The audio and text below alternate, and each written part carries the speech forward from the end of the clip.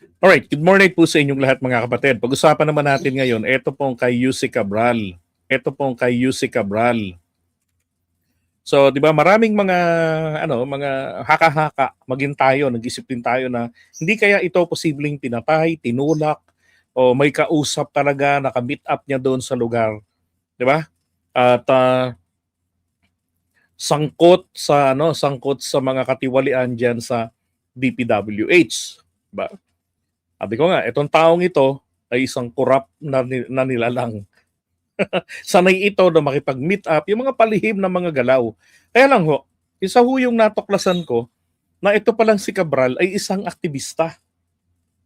At alam niyo ho, sa amin na mga aktivista, again, ako yung aktivista na hindi po naman naging komunista. Isa ho akong Filipinista. Alam niyo, may kasabihan po kaming mga aktivista na once an activist, you'll always be an activist. Even by heart. Okay? Ganun. Nasa kalooban mo yan na kahit papaano. Alam niyo ba yung content ko dati? Nag-start ako ng pagbablog 2018, 2019, ganyan. Ay tungkol po sa pagbibisikleta ko. Kaya lang, kapag ako nagdi-discuss, nagdagbablog, at may mga nagtanong tungkol sa politics, sa national issues, sumasagot ako hanggang sa may nag-suggest na mabuti pa mag-switch ka sa political blogging. And that's what I did. At ito na po ngayon, since ito naman yung background ko sa college, I studied political science. Diba? So kumbaga, ito yung forte ko. Now, si Yussi Cabral, pareho po kami ng eskwelahan ng pinanggalingan. University of the East Manila.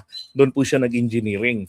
At malaking possibility dahil doon, napakatalamak po ang aktivismo, lalo na sa kanyang kapanahunan. Napakalakas po ng mga aktivista doon ng panahon na yan. Kasabayan yan, sina Marlon Yuson, at yung sila Lisa Masa, yan, yung mga aktivista na yan nung araw. So, kasi kapansin-pansin sabi nga ninyo, bakit nagpapabalik-balik siya diyan, 'di ba?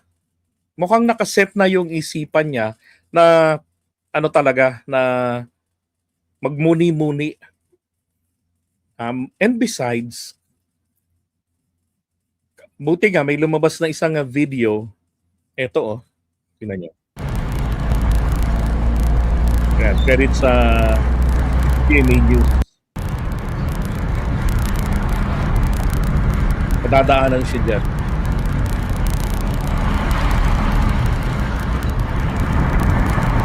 Yan na, malapit na.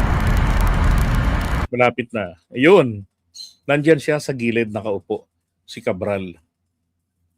Diba? Alam nyo, hindi po aktivista to. Dahil sa ibang hindi ho ubra na na ang isang tao na malinaw ang pag-iisip ay uupo diyan sa gilid. Yan sa gilid na ganyan, uupo. Hindi ho magagawa yan ng kahit na sinong matino. Tingnan nyo. 'Di ba? Sa gilid na siya pumupwesto, nakatanaw sa malayo. So malayo, pinag-iisipan niya yan. 325, binagtatanong. 325 siya nung nakita doon sa video na pinakita ko sa inyo. Pero dito po sa isang video ay 2:49. Gano daw po kalayo ang biyahe mula Baguio Ayon Hotel papunta rito, 'di ba? Bakit diyan niya ulit gusto bumalik? Gusto niya kasing nakakapag-isip pa siya Nakafocus na yung kanyang isipan. Kumbaga po, at that moment, sarado na ang isip niya. Kaya nga sabi ko, dapat sarili niyang kapamilya ang kasama niya. At nung nagtangka itong magpakamatay sa kanilang bahay sa pamamagitan ng pagtalon mula sa kanilang hagdanan, dapat po, pinag-undergo na to ng kanyang pamilya ng psychiatry treatment. Di ba? Dapat ganun. Kasi magulo na isipan nito Again, ulitin ko sa inyo. Kung gaano raw po kalayo ang distansya na to, mapalo po ito ng 40 up to 1 hour ang distansya mula po sa Baguio. Okay, papunta dyan sa Camp 4 Cannon Road. Yan. So again, 325 yan.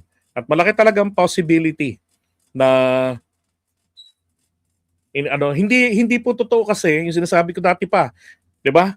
Ako lang nga nagsabi na hindi totoo na si Cabral ay merong fear of heights. Hindi totoo 'yon kasi nung pinag-aralan ko yung video na 'yon, napansin ko ron patawa-tawa siya and it sounds like she's not sure kung yun ba talaga yung kanyang phobia. Yun ba talaga yung kanyang fear. Yun po kasing fear of heights is statistically, yun po yung pinakamadaling maalala ng mga tao, madaling sabihin. Hindi dapat kung meron kang phobia, alam mo kung ano man lang yung tawag dun eh. 'Di ba? Acrophobia. Pero ang nabanggit niya, fear of heights. Tapos tawa na siya ng tawa. Hindi po siya sigurado doon sa kanyang sagot. We're gonna take that seriously. Ngayon, kung susundan po natin yung aking sinasabi, tapos nakaupo na siya doon dyan sa gilid, una sa ibabaw, di ba? Yun yung iniwan siya ng driver nila, mga alas 3, tapos nung umaga pa lang eh, sabi ng driver talagang pumupunta na siya dyan sa gilid. Kaya kako, malamang sa malamang talaga, naguluhan na ang isip nito hanggang sa nagpakamatay na. Dahil unang-una, ang nakatrigger sa kanya, di ba, tingnan nyo uminom pa siya ng gamot, yung antidepressant pill. Ibig sabihin, may nararamdaman talaga siya na depression. Na-trigger yun nang ma-realize siya kasi takot siyang makulong eh. Takot siyang makulong. Tapos dagdag isipin niya yung sinasabi ni na nasa halos 20 billion sabi ni John Vic na pag-aari. Pag-aari ni yung mga nakulimbat niya nasa 20 billion ang yeah, that was 2019 yung video na yon. Okay? Yun ang tingin ko rito, nagpakamatay na talaga to. Kasi narinig niya sa press con ni Vince Dizon na kasama siya roon o napanood niya, nakasama siya roon sa pinakakasuhan. Sino bang may gustong makulong? Kahit nga si Diskaya na mamakyo na eh. 'Di ba? Nawala na yung ganoon. Tapos gusto niya na maging state witness para po, bakit maging state witness yung mga tao na mga akusado? Kasi nga ayaw rin po talaga nilang makulong. Yun ang pinakapangunahin. Hindi naman totoo na gusto kong makatulong sa bayan. Julol. Hindi ako naniniwala doon.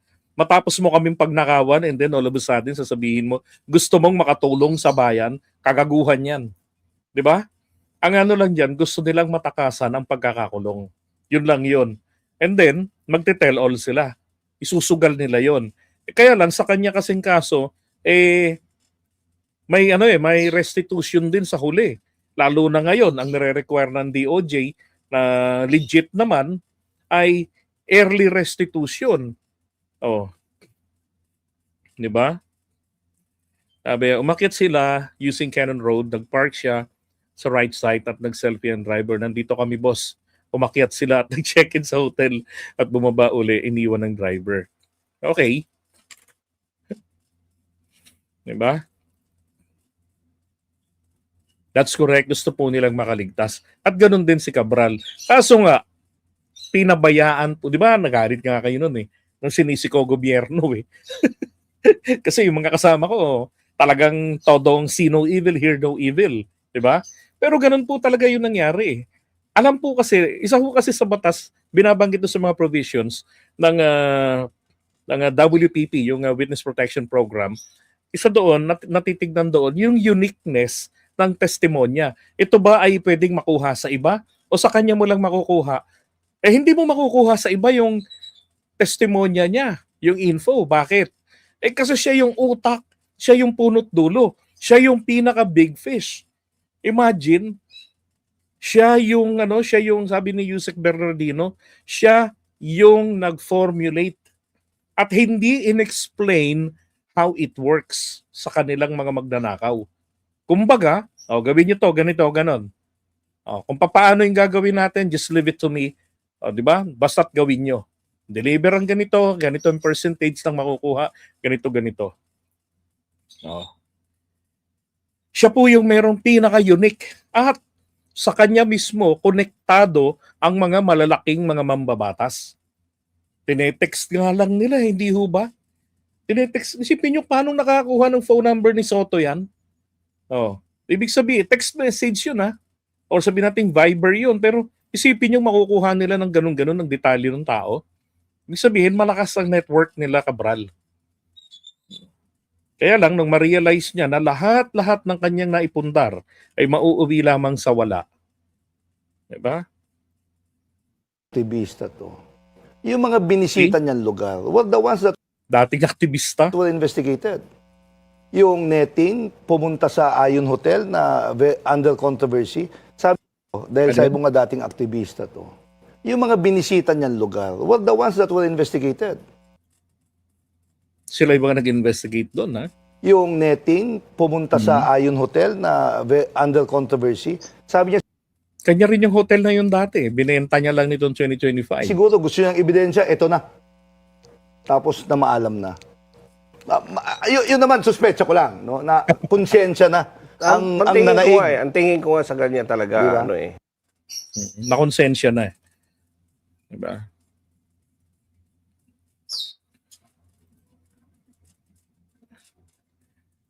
May death threat ang buong pamilya ni Cabral para sa ibang pamilya, sariling buhay niya sinugal. Possible din yan. Kaya sabi ko nga, masyadong magulo na ang kanyang isipan yan ni Cabral.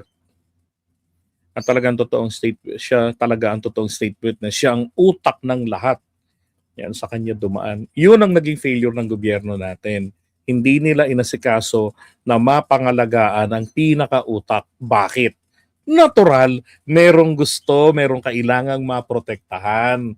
Kaya ang Department of Justice nagpaka-petiks-petiks kay Cabral. 'Di ba? Ang pinagpipilitan lang nila noon na maging mga witness, yung ibang mga taga Bulacan, sina Alcantara. Yun dun sila nagpo-focus, kina Bryce. Kung alin yung nagiging laman ng dyaryo. Pero etong si Cabral, halos hindi pinapansin nila Boying Rimulya yan eh. 'Di ba? Patay na patay sa balita yan si Cabral, hindi mo halos maririnig ang pangalan yan. Pagka dumalo sa hearing, doon lang mababalita. Pagkatapos doon, wala na. Hindi katulad doon sa iba. May series pa ng pagbabalik ng pera na pwede namang isang bagsakan na yung bulto na yun ng pera na ibalik nila. Di ba? Pinabayaan talaga. Ngayon, tingnan nyo to. So ito yung kinabagsakan niya na gilid ng bato. Yan. Pak! Yan, umidugo-dugo oh. Diba? So, reenactment. Yan, pagbagsak. Tapos, sabi ko kasi inyo, buhay pa yan ng bumagsak eh. Dumausdos dito, sa may gilid ng bato. Dito na siya nakuha. Diba? Ngayon, kung mapapansin nyo uli, yung pwesto nito, hindi ko nakuha yung picture nun eh. Yung pinakagilid po niyan, medyo may pagganon eh. May parang may pa-slide ng konti yung gilid. So pagka ikaw ay dumausdos doon, ang tendency talaga itutulak ka nun ng konti pababa. Hindi kayong dadausdos ng nakaganito. Diba, nakaganyan. Nahulog ka rito. Hindi naman pwedeng gaganito ka pa rin eh. Pupunta ka pa rin sa ilalim eh. Ang tendency mo niyan, pag bagsak mo rito, pag ganun ka. Kaya dyan siya napunta sa bato. Yan. Naring sinadya niya na rin yan. Tinansya niya na pagka siya ay bumagsak, talagang pagbagsak niya dyan, lagapak talaga, patay talaga siya. Tansyado niya yung babagsakan. Isipin niyo puro batuhan.